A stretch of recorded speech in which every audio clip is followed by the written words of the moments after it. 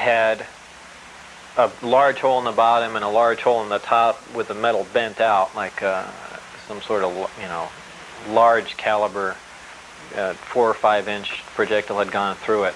Even before he saw the sport model operate, Lazar says, he suspected that the ship came from somewhere else. The realization slapped him in the face the first time he glimpsed the inside of the disc. I got to look inside, and it had really small chairs, and I think that was the first confirmation I had. That was just a shocking thing, because every time before that I was able to label it, well, this is just a little advance that a group of scientists had formed, and they're keeping it secret, and yeah, we could have built a big disc like that, that's no problem, and we could have adapted these to make it fly, but why does it have little furniture inside, essentially little seats, and things began to click together just all too fast. A few of the discs had been completely dismantled to find out how they worked, Lazar says, but others were fully operational. A Japanese TV network created this animated version of Lazar's story after his first interview with us aired in May. Lazar says the dramatization is similar to a test flight he witnessed. The bottom of it glowed blue and began to hiss like high voltage does on a round sphere. It's my impression that the reason that they're round and have no sharp edges is to contain the high voltage. Like if you've seen on high voltage systems, the insulators, things are round or else you get a corona discharge. In either case, it began to hiss as in high voltage, and it lifted off the ground quietly, except with that little hiss in the background, and then that stopped as soon as it reached about 20, 30 feet. Lazar says the test of the sport model was a short one, that it made only a few moves before setting back down. He didn't see who was actually flying the craft, but was very impressed nonetheless. Well, there's no action-reaction system to it. There's no, like in a jet engine, exhaust gas being thrown out, no propeller, no noise. It's just, for all intents and purposes, magic. To Lazar's knowledge, the flying discs are not being used for, say, any flights to Jupiter. He says excessive caution and intense secrecy contributed to the plodding pace of the program and were a main source of his disenchantment. It's just unfair, outright, not to put it in the hands of the overall scientific community. There are people that are much more capable of dealing with this information, and by this time would have gotten a lot further along than this select small group of people working out in the middle of the desert. They don't even have the facilities, really, to completely analyze what they're dealing with. Well, he was being quiet, and if he kept me abreast of anything, he kept me abreast of the security checks. They'd randomly drop by his house. They threatened his wife. They threatened his wife's life. They had done all that, so we really didn't converse. I mean, he really was adhering to the program. Gene Huff is a Las Vegas real estate appraiser, a regular guy who just happens to have a friend in the flying saucer business. He learned about Lazar's S4 experiences only after a long period. Lazar is anxious for people to know that he didn't just run right out and spill the secrets of the universe, and that some things are properly kept confidential. I did not believe that this should be a security matter. Some of it, sure.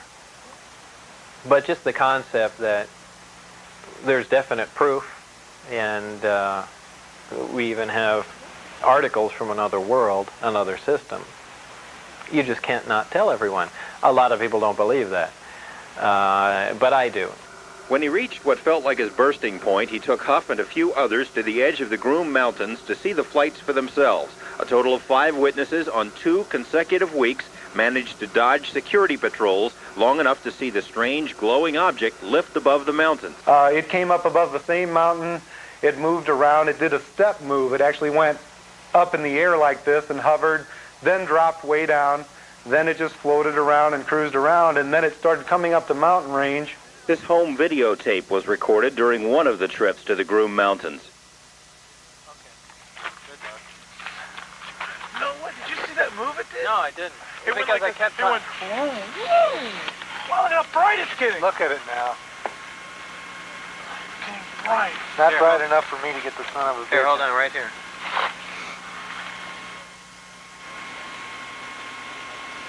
Are you there? No.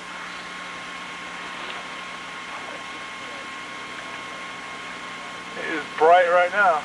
Admittedly, the tape proves very little by itself because with the distance and darkness, there are no reference points other than the alleged flying disc. But Lazar's information about the time and location of the test flights proved correct, not once, but twice. That, according to our off-camera interviews with each of the other witnesses. Gene Huff describes his second sighting.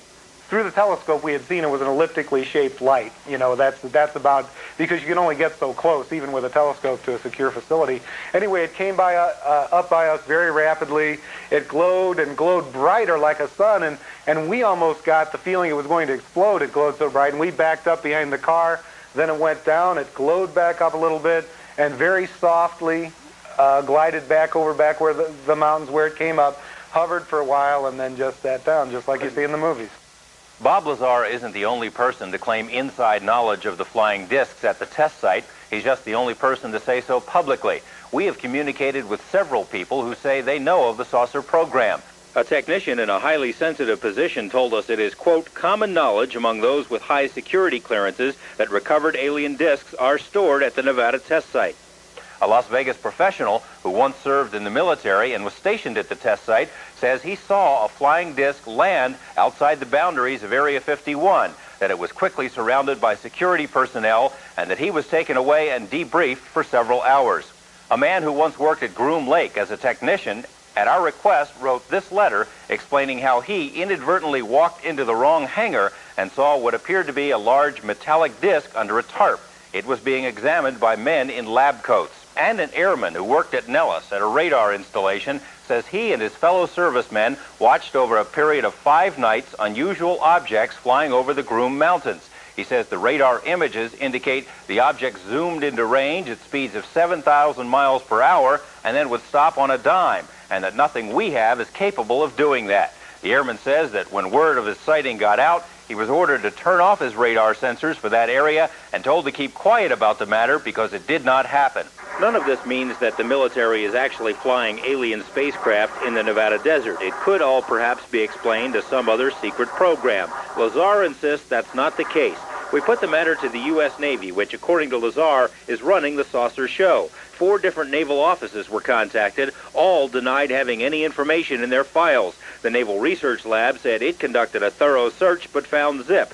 Naval Intelligence said much the same thing, adding it is not required to create a file where one doesn't exist.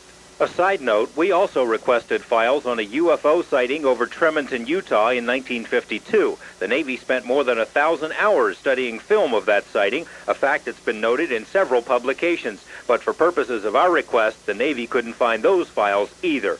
The group that runs this project, whether it really is the Navy or they just say that, apparently these people have executive power. They don't report to anyone. Tomorrow, more troubling allegations about the military potential of alien technology. Alien civilizations, and is keeping advanced technology under wraps because of its military potential. Tonight, at the continuation of our series on UFOs, George Knapp reports on why the military might be keeping a lid on machines from outer space. Just over this ridge, tucked inside the test tubes of a hidden government base, the secrets of the universe may be unfolding. The area is designated S4, and according to one man who claims to have worked there, S4 harbors scientific achievements that would astonish our deepest thinkers. It is technology that, if it exists, could change the world, but is allegedly bottled up by military minds. No, it's not an overall government project. It's not something that Congress appropriates money for. $2 billion is for this, $15 billion for flying saucers, $8 billion for Star Wars. It doesn't go like that. I don't believe that they have any knowledge of it at all. The technology that Bob Lazar says he saw extends far beyond flying saucers. An antimatter reactor allows the spaceships to produce their own gravitational fields, he says. Such a technology, if real, would answer UFO skeptics, who argue that aliens could never visit Earth because the distances between worlds are too great, even at the speed of light. Gravity distorts time and space. Just like if you had a waterbed and put a bowling ball in the middle. It warps it down like that. That's exactly what happens to space. Imagining that you were in a spacecraft that could exert a tremendous gravitational field by itself, you could sit on any particular place, turn on the gravity generator, and actually warp space and time. And fold it. By shutting that off, you'd click back and you'd be a tremendous distance from where you were, but time wouldn't have even moved. because you essentially shut it off. I mean, it's so far-fetched, it's difficult for people to grasp, and as stubborn as the scientific community is, they'll never buy it, but in fact, this is what happens. Actually, Lazar's explanation is very close to mainstream scientific thought and can be traced directly to Einstein. The difference is scientists regard it as theory only. There is much that science still doesn't know. There are people studying it. Our main problem with that is we don't know what gravity is. It's this magical force that acts at a distance. We can describe how it behaves. That's what the law of gravity is. It's just a description of how it behaves, but it says nothing about what gravity really is. We'll use Etheridge as our barometer of current scientific thought. He says we cannot produce gravity, that there's no such thing as a working antimatter reactor, and that we have yet to figure out a way to get around the speed of light. He also concedes, though, such things are possible. Yeah, and literally we don't know what's possible. There could be other civilizations out there several hundred years or several thousand years, even millions of years in advance of us, that have found a way to circumvent this. We have no way of knowing, for sure. Well, the thing is, when you harness gravity, you harness everything. And it's the missing piece in physics right now. We really know very little about gravity. At least that's the way it used to be. Lazar says the technology to harness gravity not only exists, but is being tested at S4. And if such technology is beyond human capabilities, it must have come from someplace else. It's more than conjecture, he says, because he also saw an element that cannot be found on the periodic chart. The element, called 115, can be stored in lead casings, much like this one. Lazar says the government has 500 pounds of it, and it cannot be made on Earth. It would be almost impossible, well, it is impossible to synthesize an element that heavy here on Earth. At least right now. I don't think you can ever synthesize it. The amount of... You essentially have to assemble it by bombarding it with protons, and atom by atom, it would take an infinite amount of power and an infinite amount of time. This substance has to come from a place where super heavy elements could have been produced naturally.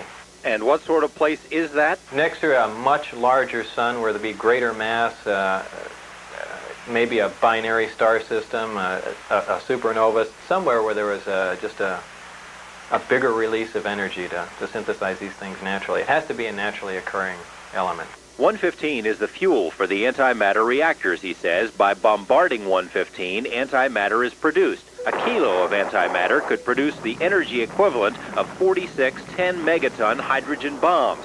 And comparing the energy potential of antimatter to, say, the Hoover Dam would be like comparing planets to grains of sand. 115 could also make one heck of a bomb.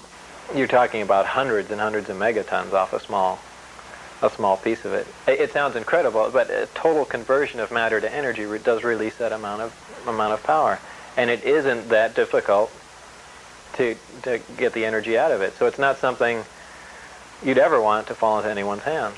The dangers associated with 115 and antimatter may be the reason Lazar was hired to work at S4. There was an accident, he says, back in April 1987, an accident that was passed off as an unannounced nuclear test. Some people got killed.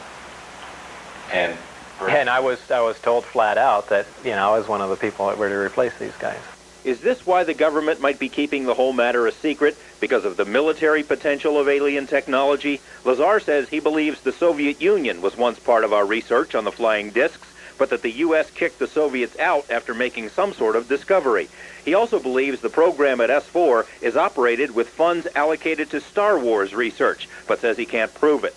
Some UFO researchers suspect the government is test flying alien craft so that it can one day master the technology, then claim it was made in the good old USA, thus obscuring the possibility of alien visitations. I think they have a duty to inform us, at least to the bare bones of what's going on. I don't want technological stuff put out on the table. I mean, I worked on classified programs for 15 years, and I don't think we need another new weapons delivery system. But I think the government does have a responsibility to release information indicating that indeed the planet is being visited. Probably it should be done in conjunction with the Soviets. I don't think it'll get to that level. They're not going to have a fleet of them and fly them around, and I don't think you need to do that. If you're looking at them from a weapon point of view, you're looking at an incredibly powerful device. You only need one that operates. You don't ever need to come public with it. You may want to learn more about it, should it ever break, which is might be what they're doing. they've got one. Oh, they've got a few, yeah. Lazar is the first to admit that his story is tough to swallow. He submitted to polygraph exams, has opened up sensitive parts of his personal life, and fully expects to be ridiculed or perhaps punished for his revelations. His desire to explain what really happened at S4 took him to Lane Keck, a licensed, experienced hypnotherapist who quietly and privately tried to help Lazar remember details of the many briefing papers he says he read. I had no clue as to what we were getting to, and he started saying that there were pictures of what I thought was desks on the wall. Well, as it turned out, it was discs that he was referring to. And at that moment, I realized we were into something that was pretty heavy. Keck does not exaggerate his claims for hypnosis. He regards it as a useful tool for uncovering some lost memories. He says people are quite capable of lying under hypnosis, but says the technique can be of help in determining truth. What's his opinion of Lazar's truthfulness? It tells me that his subconscious mind believes totally all of these things. Lazar has long suspected that his government employers used some sort of mind control technique to prevent him from disclosing too much about S4. While he says he has vivid, conscious memories of the saucers and other technology, there were other memories that even now remain locked, which is why he sought out Keck in the first place. Well, living together is important, especially for the actors. We expose our genitals and everything. Unless we develop... Relaying the experience, the job that I went through, it is a fantastic thing. It's a fantastic story. I can't take people there to show them what was going on, and I don't expect anyone to believe it. What if he's right? What if aliens are here? How would this change our view of the world and our most fundamental beliefs, such as religion? More on that tomorrow. George Knapp, Eyewitness News 8. From the sky. And similar writings from other religions are also subject to interpretation. Hindu scriptures refer to a self-propelled celestial car with many windows and a melodious sound, a blazing missile of smokeless fire. Brigham Young of the Mormon faith wrote that mankind is the offspring of parents brought here from another planet. Theologists and even anthropologists say they've found considerable evidence in ancient writings supporting the idea that E.T. and God are one and the same. That what we're really dealing with is the fact that we're genetically engineered 300,000 years ago as a species. All the archaeological data that we have at this point points to it. Between 4,000 and 8,000 BC, we had just been going along and for hundreds of thousand years not doing anything. All of a sudden, bang, we started making pottery, invented the wheel, invented fire, and everything took off. What was the key that did that? I don't know, but it causes one to think. This concept that humans might have been created by aliens won't be warmly embraced by the major religions. It's about as welcome as Christianity must have been to the Roman clergy. However, religious beliefs may be at the very center of the UFO experience. Some critics have suggested that UFO sightings are made for the same reasons that people believe in God. They want to believe in a higher power that can solve their problems, or because they're searching for something in their lives. The critics think that's why people call in to the UFO talk shows or take trips into the desert in hopes of seeing a UFO. This may explain part of it, but so many of the sightings are made by well-adjusted people, people of all different religious persuasions, that it can't be the complete explanation. Major religions aren't necessarily opposed to the belief that there's life elsewhere in the universe. One Catholic leader told us that a confirmation of alien life wouldn't change much at all in the Catholic faith. Others concur. One of the most beautiful things that was ever said about this to me was said by a priest, an old friend and I think a wonderful priest, who said that nothing like this can do anything except increase the glory of God, and I think he's quite right. Dr. Don Christensen, a Mormon stake president, says Mormons are confident there is life elsewhere. Well, basically, we believe that God, through the Savior Jesus Christ, created this earth and peopled it, that we're sons and daughters of God, and that other similar earths have and maybe will be created. Christensen says actual contact with alien life wouldn't change Mormon beliefs at all, but he doesn't buy the concept that UFOs and angels are the same. No, I think the only thing I would point out is I think what people refer to as UFOs and what we talk about as angels or heavenly visitations are two separate things. The Jewish faith also seems to have little trouble accepting the concept of life elsewhere. However, UFO true believers think despite this liberal view, religions will have to make adjustments because aliens aren't just out there. Religion is going to have to deal with the fact that it's not just here. We're going to have to deal, as important as the Copernican revolution, the Earth isn't the center of the universe. Now, man isn't the center. You know, some people have trouble with that. The radio astronomers think they're going to discover aliens and they're going to act as the middlemen to society, giving them all the secrets of the universe. That has nothing to do with dealing today with aliens being here now. One of the few religious doctrines that has difficulty with the alien concept is the fundamentalist Christian view. Many fundamentalists say UFOs are definitely real, but are satanic in origin. Author Whitley Strieber presents what could be an even greater challenge to contemporary religious thought. Strieber is one of thousands of people who claims to have been abducted by aliens. The alleged encounters follow the same scenario over and over again. Small gray beings with big heads and dark oval eyes pick up a subject, take them off on board a craft, perform medical exams, and then drop them off. Strieber has written 2 best-selling books about his experiences at his cabin in New York. This experience, because it happens at the edge between dream and reality and seems so caught up in mythological symbolism and things like that, it seems to me has got something to do with the soul, and that it may be that that is the primary issue here. I don't know. We don't know much about the soul in our life, in our world, but maybe the visitors are not so blind to the soul as we are. Maybe they do understand it more. Housewife Elka Emmons is one of those who's experienced so-called missing time. She says a UFO followed her car for miles and landed in her backyard. And at that point, I panicked. And I shut off all the lights, and I went upstairs, and I hid in the corner of the bedroom. And as I told you, I sat there for what seemed to be no more than a minute or 2. And then I woke up in the morning. You woke up and where were you? I was in bed in the morning. Yeah. You have the feeling that something happened? Or you don't like to think about it? I obviously lost the time, because I don't know how I got in bed in the morning. Emmons fears undergoing hypnotic regression as a means of remembering what happened that night, but many other people have tried it. Their stories are remarkably similar. Psychologists say that's because the human mind will make things up to fill in the gaps. They also say UFOs are so common in the media that the alien hypothesis has been drilled into everyone's subconscious. Others think the abductions are really happening, and for disturbing reasons. We made a deal with them, and their ultimate, what they want to do is regenerate their own race. Now, apparently, they've either had some kind of nuclear accident, or they're on the backside of a evolutionary genetic curve, and they're going downhill instead of uphill. Lear thinks the aliens have been implanting abductees with strange little devices. As proof, he points to this odd item found by British doctors in the placental fluid of a pregnant woman. It looks to them like a microscopic computer chip. They wrote to an international science magazine asking if anyone could tell them what it was. 3 years later, they still have no explanation.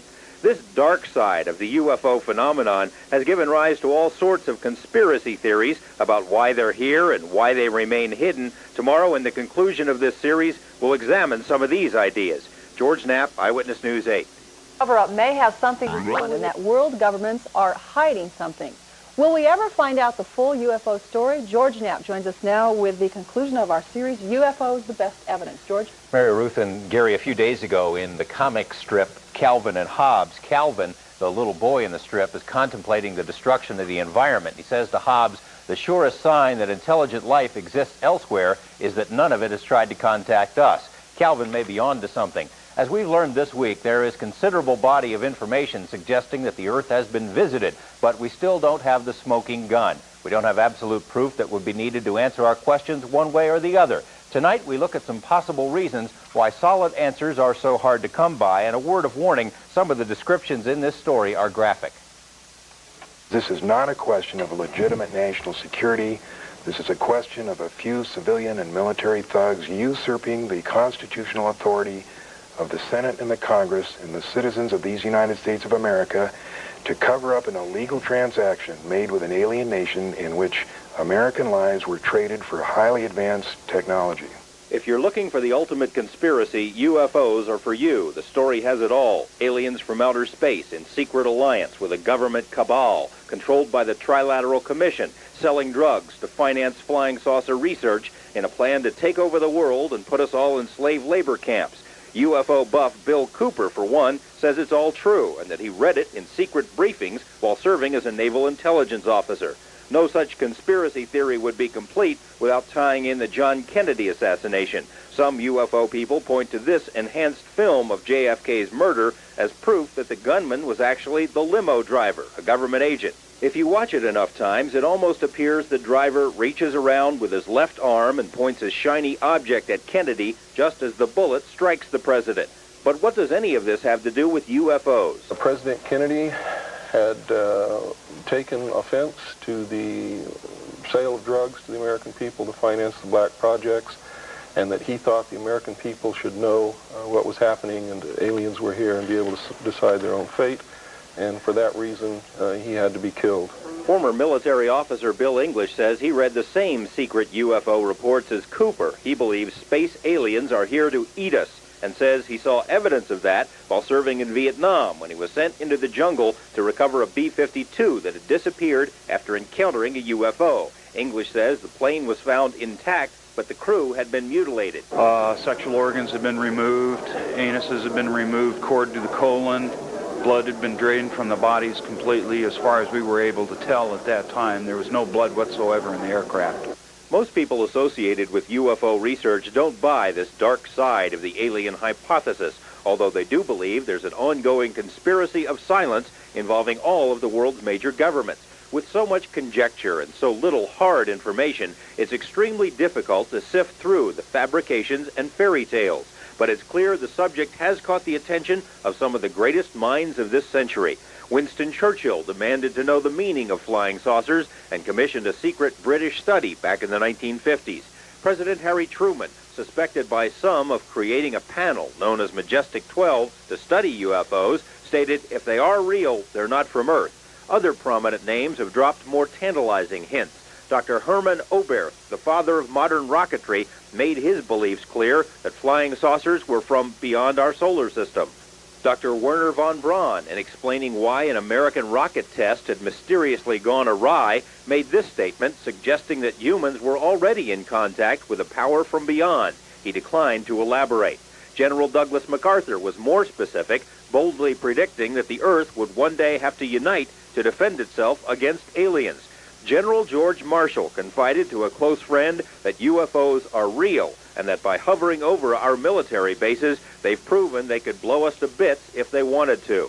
Future President Gerald Ford said in the mid-1960s the American people should be enlightened on the subject of UFOs. So why hasn't this happened? If you accept the gloomy vision of Bill Cooper and Bill English and others, then the government might have good reasons for keeping the truth from the public. In fact, classified studies done for NASA and the CIA have concluded that widespread panic would be a real possibility if contact with aliens was made official. But those studies were made decades ago, and our views of ETs have certainly changed. I think the public can handle it. I think we've been brainwashed pretty thoroughly. If you watch television in the morning, it's all spaced out stuff. You know, Gumpy was abducted and, this kind of thing. Even Friedman admits that alien visitations would cause widespread upheavals, changing the way we look at everything. Would the oil industry suddenly become worthless if we were introduced to new sources of energy or new technology? Would people think of themselves as Earthlings instead of as Americans or Russians or Chinese? A sudden, abrupt announcement would certainly have profound effects, which is why many people suspect we are being told, but in bits and pieces, conditioned over generations to accept the alien presence. I've often wondered, what if all of us in the world discovered that we were threatened by a power from outer space, from another planet? Wouldn't we all of a sudden find that we didn't have any differences between us at all? Ronald Reagan made allusions to alien forces not once, but 5 different times, including a speech before the United Nations. And why did he say that 5 times? Once, it's a nice figure of speech, but he said it in the United Nations. He said it to Gorbachev in Geneva. Gorbachev responded. saying you didn't disagree with him. He said it at a high school in Maryland. Why bring that up unless there was some reason for bringing it up? Friedman says Reagan also dropped hints in private about UFOs. One such incident occurred following a special White House screening of the movie E.T. The story was related to others by producer Steven Spielberg. When the showing was over, Reagan got up, put his hand on Steve's shoulder, and said, you know, fewer than 6 people in this room know the whole story. Now, I have a close colleague that got that direct from Steve.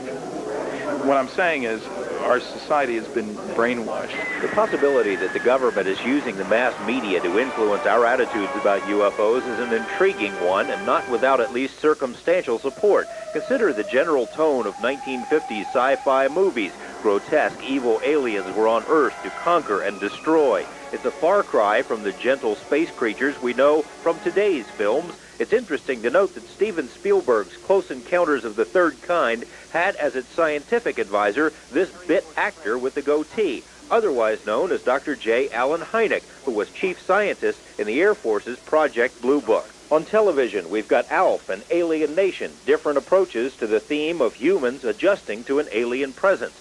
Some UFO researchers are convinced that major corporations are participating in the indoctrination process.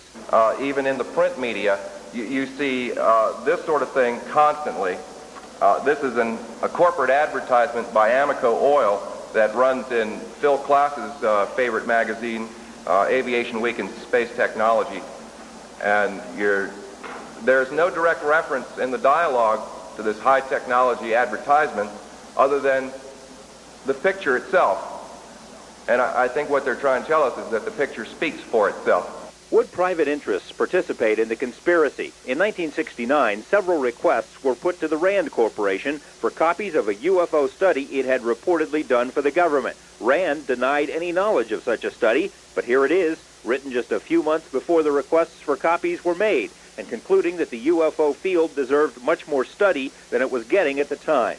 Senator Barry Goldwater also alluded to a gradual release of UFO information. Goldwater had tried to gain access to UFO files and was turned down, but he confided in a letter he'd been told a plan was underway to release the UFO story to the public.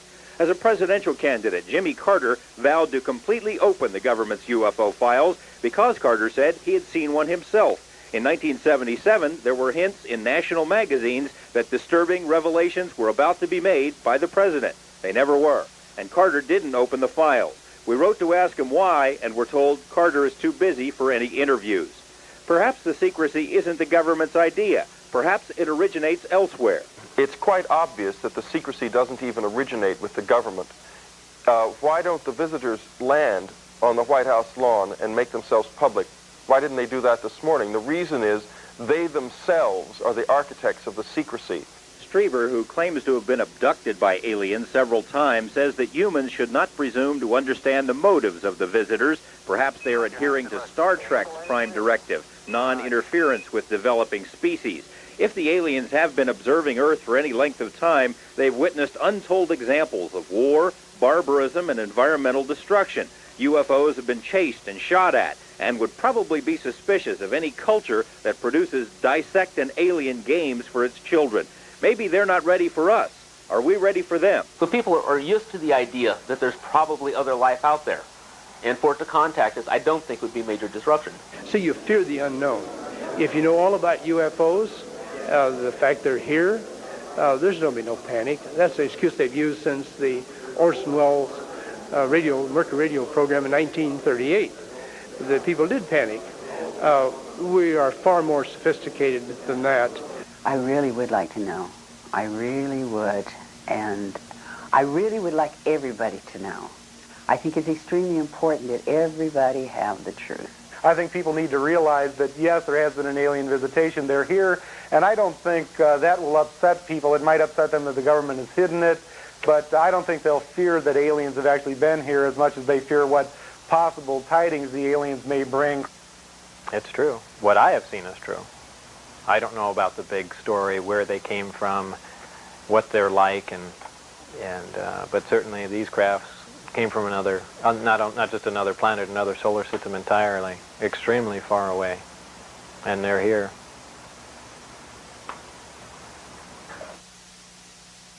What we've learned this week is that the government has lied to us about UFOs, has withheld information, has spied on UFO organizations, and has discredited UFO witnesses. Now, none of this proves that UFOs are real, but it does indicate a disturbing level of interest, government interest, in the subject.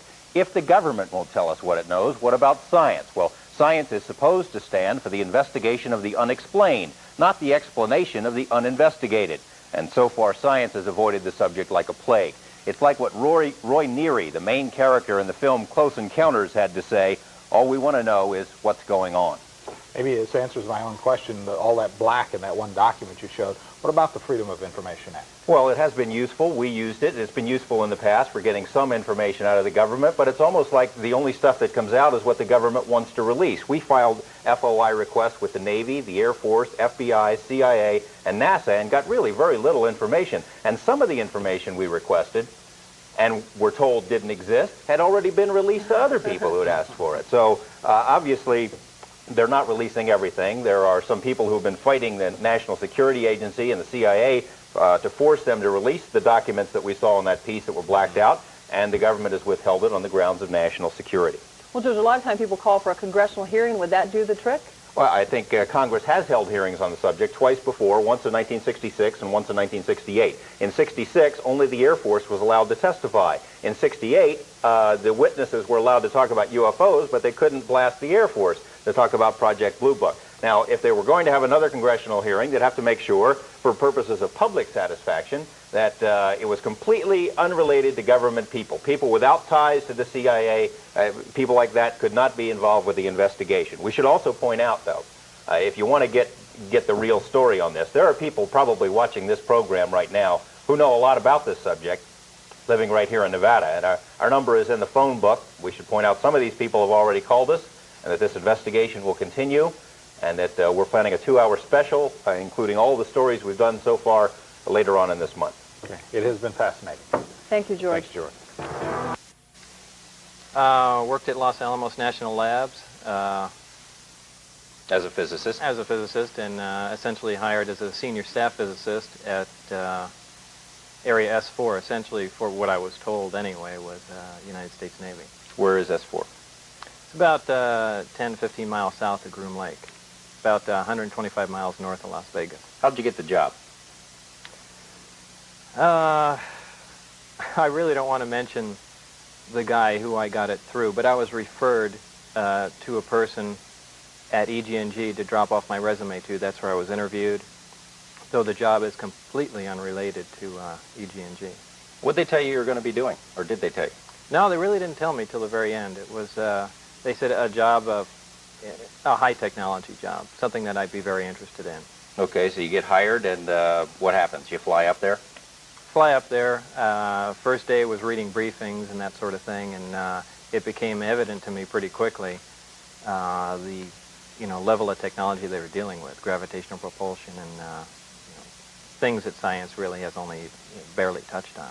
We'll get into the things that you saw in a couple of minutes, but it's been about a little more than, say, 3 weeks since your identity was made public. We had you on another program a couple of months ago, but using an assumed name, and had you in silhouette. But since your identity has been made public, and since this information has been made public, what's it been like? What's been the response from people who see you on the street? Oh, the response has been almost all favorable. In fact, everyone that I've run into has been very supportive, very interested. I guess there are just 2 or 3 letters.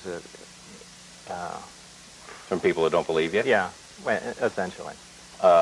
Responses from other media outlets as well? Yeah, that too. And they want interviews? What do they want? Essentially everything, yeah. Radio interviews, TV interviews. A lot of people want to, dig back into my background and retrace everything. The list is endless. Many of the people who have been calling us as well, are under the impression that either you've gone underground, or you've been silenced, or that we've been silenced by dark, sinister forces. Anything like that happened to you so far? That's ridiculous. People are always going over the deep end on that, and no one's told me, other than originally, not to say anything, and I'm sure no one's come forward to you. But in the beginning, they told you to keep quiet about this. Oh yeah, it's the most secret program in the United States. In what way did they try to make sure that you kept your mouth shut? Everything up to death threats. I mean, constant reminders of it, signing away my constitutional rights for fair trial and that sort of thing. And since this thing has, your phone's been tapped, you believe? Yeah, I believe. Do you know? I have a tap detector, and just occasionally after I pick up the phone, you know, a little red light goes on. And the reason you came forward with the information to begin with, is it related to the fact that they were bothering you? Yeah, it was essentially to stop that. And what had happened was I sent in a request for my birth certificate, and as it turned out, it wasn't there anymore. They said I wasn't born at the hospital, and that kind of got me wondering what was going on. So I put in a request for some other information, previous jobs, and you know that was also gone. And I thought something had to be done before I disappeared. But the same thing, Los Alamos, they've never heard of you? Yeah. Anything happened since the reports have aired? They let me know that they're around by doing stupid, childish little things, but nothing serious, no. You were worried about your life, though, for a while there, weren't you? Yeah, that was one of the reasons to come on and, you know, let everything out on the air. It's a level of insurance. You worried anymore? I mean, you had the feeling that you're over the hump, and... To some degree, yeah. Do you find that most people really believe you, or they just want more information? I think a lot of people believe what I said, and but the majority, I think, do just want more information too. It's a in-depth subject, and you really have to look at everything. Well, let's look at some of the technology you saw. Now, when did you first get the idea? What's the first thing you saw that made you convinced that it's not from here? The first thing with hands-on experience was the antimatter reactor. And explain what that is and how it works and what it does. It's a plate, about 18 inches in diameter with a sphere on top. I think we have some tape of it, tape of a model that a friend of yours made. If we want to roll that, you can maybe narrate along. There it is. Okay, inside that tower is a chip of element 115 they just put in there. That's a super heavy element. The lid goes on top, and as far as any other of the workings of it, I really don't know. You know what's inside the bottom of it. The 115 sets up a gravitational field around the top. That little waveguide you saw being put on the top, that essentially siphons off the gravity wave, and that's later amplified in the lower portion of the craft. But just in general, the whole technology is virtually unknown. Now, we saw the model, we saw the pictures of it there. It looks really, really simple, almost too simple to actually do anything. Right. Working parts? None detectable. Essentially what the job was to back engineer everything, where you have a finished product and just to step backwards and find out how it was made or how it can be made with earthly materials. There hasn't been very much progress. How long do you think they've had this technology up there? It seemed like quite a while, but I really don't know. Now, what could you do with an antimatter generator? What does it do? Well, it converts antimatter. It doesn't convert antimatter. There's an annihilation reaction. It's an extremely powerful reaction, 100% conversion of matter to energy, unlike a fission or fusion reaction, which is somewhere around 0.8% conversion of matter to energy. I mean, how does it work? What starts the reaction going in that thing? Really, once the 115 is put in, the reaction is initiated. Just automatic? Right. I don't understand. I mean, there's no button to push or anything? No, there's no button to push or anything. It apparently, the 115 under bombardment with protons lets out an antimatter particle. This antimatter particle will react with any matter whatsoever, which I imagine there is some target system inside the reactor. This in turn releases heat, and somewhere within that system there is a 100% efficient thermionic generator, essentially a heat to electrical generator in there. Now, how is this antimatter reactor, how is this connected to a gravity generation that you talked about earlier? Well, that reactor serves two purposes. It provides a tremendous amount of electrical power, and which is almost a byproduct. The gravitational wave is formed at the sphere, and that's through some action of the 115, which the exact action I don't think anyone is anyone really knows.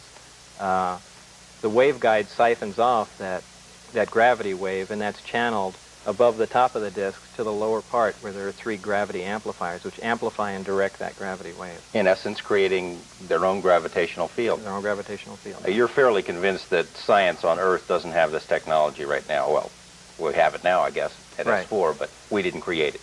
Right. Why not? Why couldn't we? The technology's not even, we don't even know what gravity is. I mean, there's just...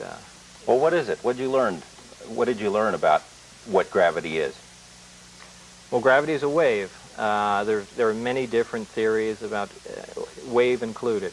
It's been theorized that gravity is also particles, gravitons, which is also incorrect. But gravity is a wave.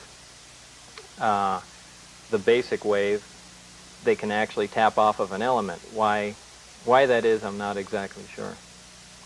And so you can produce your own gravity. What does that mean? What does that allow you to do? Well, that allows you to do virtually anything.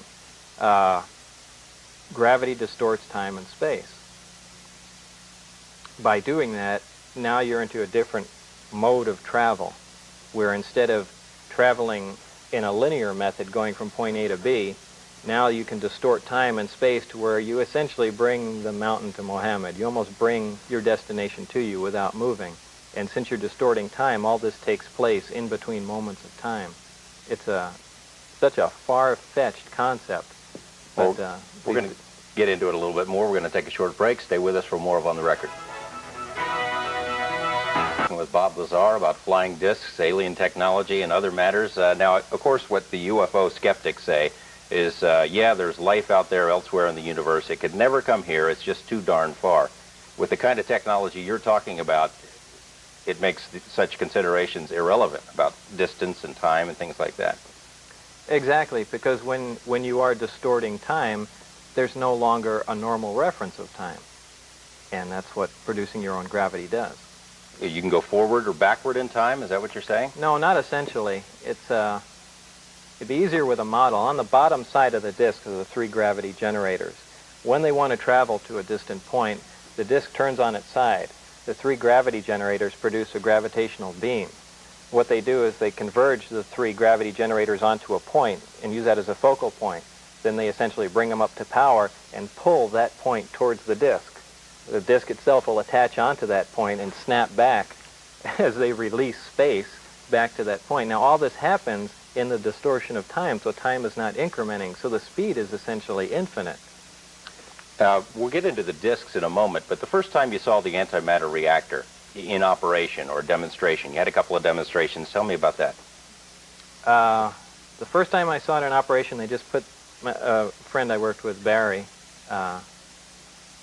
put the fuel in the reactor, put the lid on, as was shown there.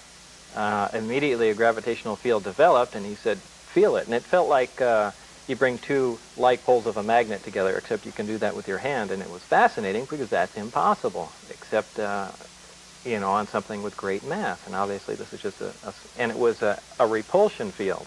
In fact, we kind of fooled around with it for a little while, and we threw golf balls off it, and it was just a really unique thing. And they had some other sort of demonstrations to show you that this is pretty wild stuff, right? Yeah, they did. They were able to channel the field off in a demonstration booth. They created an intense gravitational area, and you began to see a small little black disk form, and that was the bending of the light. Just like a black hole floating around. A black hole is a bad analogy, but yeah, essentially. And time, they gave you some kind of demonstration about time involving a candle. Explain how that worked. Yeah, they took a candle and lit it and put it in the distorted gravitational field, which distorts time, and the candle just stood there. It didn't melt or burn. It was really unbelievable. You had to be floored by seeing all this stuff. Oh, I was. I mean, that's why I'm kind of laughing about it now, because it must sound ridiculous to everyone, but it's just phenomenal. I mean, this is really alien technology. About the 115, we talked a little bit about it in a series of reports. Explain what it is again and why you believe it could not be manufactured here. Okay, it's a super heavy element, meaning that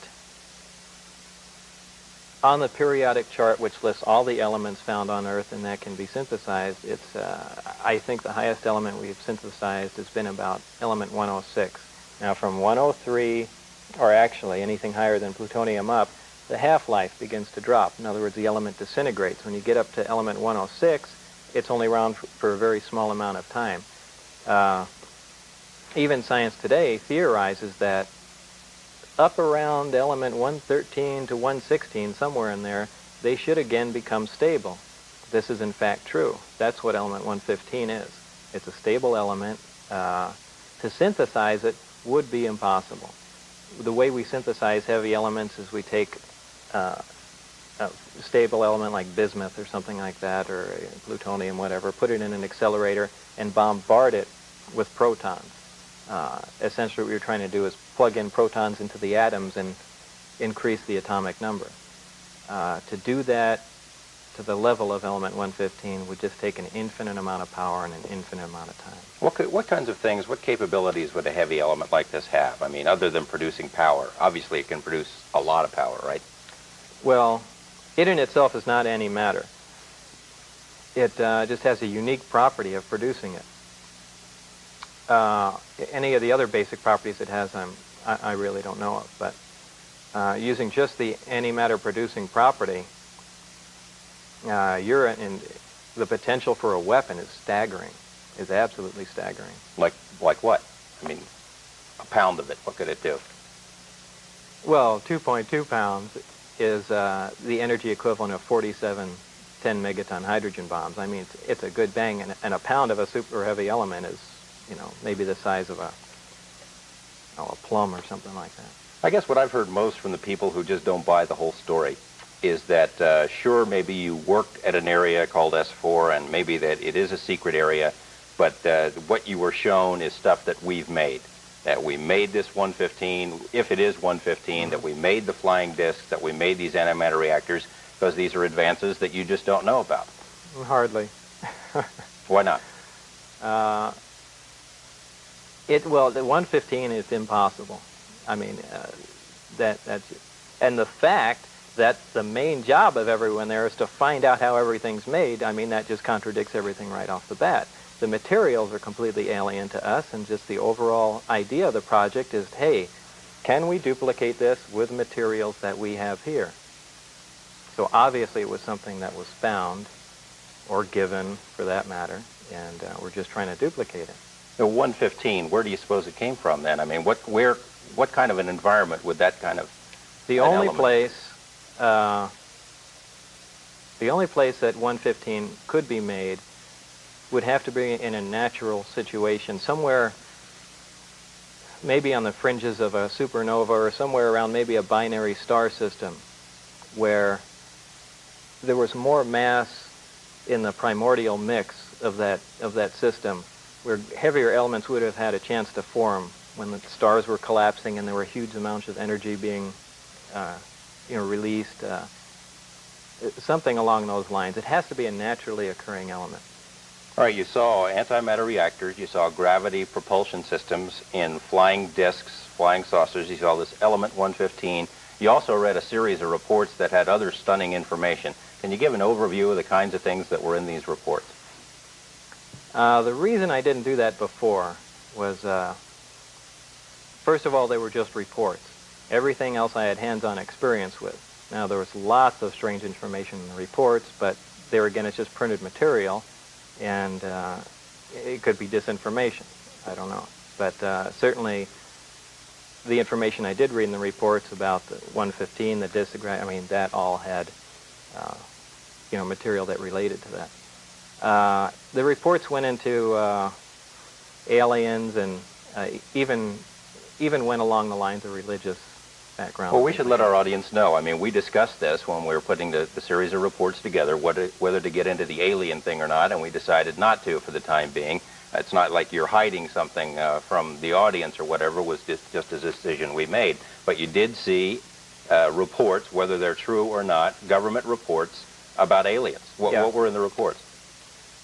They had, there were photographs of aliens, there were autopsy reports. There was really a wealth of information, but there was, as far as what? What do they look like? The typical gray. I hate to say that, like anyone knows what a typical gray is. It's a creature probably 3.5 to 4 feet tall, a large hairless head, black slanted eyes, long arms, very thin looking. I don't know how else I would describe them. Well, what does an autopsy report look like? What's included in an autopsy report that you said you read? The reason I call it an autopsy report is I saw the carcass, well, it was obviously a dead alien, the carcass cut up, and it was all dark inside, like it had an iron base. The reason I say iron is because it was very dark blood or whatever. I'm not a doctor, but it seemed to be one large organ in the body, as opposed to, you know, an identifiable heart and lungs and that sort of thing, but just one gooey mess in there. What did the report say? I mean, it had pictures. It had to have some words. Here's Exhibit A, an alien. Essentially so. They had weights and densities of the organs. That there were no conclusions drawn, but just it was just a basic description of what the person who was cutting open the body saw. Say where they came from? Yeah, in one of the reports it said they came from Reticulum 4, was what it said. Where is that? Any idea? Well, I'm told it's a star system in Zeta Reticuli. Reticulum is the constellation, and by Reticulum 4 they meant the fourth planet out from that sun. In the same reports, we were identified, instead of saying Earth, we were identified as Sol 3, meaning the third planet out from our sun, the Sol. Now, you've read a lot of UFO material. Do you find yourself mixing what you've read and what you learned from up there?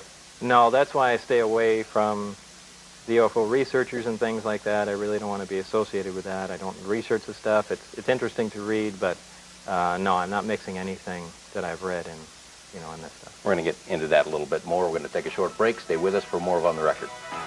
Left with Bob Lazar. We were just talking about the UFO field in general, and you feel a little reluctance to get mixed up in it, although you are right now. Unfortunately, yeah. I mean, why the reluctance? I don't know. There are many stories circulating around. Everyone has their own view. Each UFO researcher says they have the right story, and essentially, I don't want to side with anyone because I don't know where that information's come from. Though they do all have the basic story. Is there are alien crafts here. How they got here is probably aliens brought them here, unless we have a really neat setup with UPS.